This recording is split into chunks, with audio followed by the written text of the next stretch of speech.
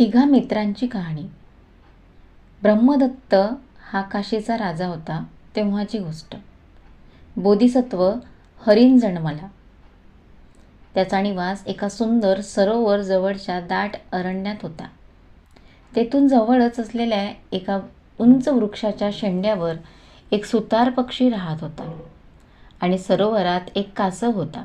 या तिघात स्नेहभाव निर्माण झाला आणि ते गोडी गुलाबाने राहू लागले. एकदा एक शिकारी पक्ष्याच्या शोधार्थ हाती भाला घेऊन त्या रानात भटकत असता त्याला सरोवराच्या काठावर बोधिसत्वाच्या पायाचे ठसे उमटलेले दिसले.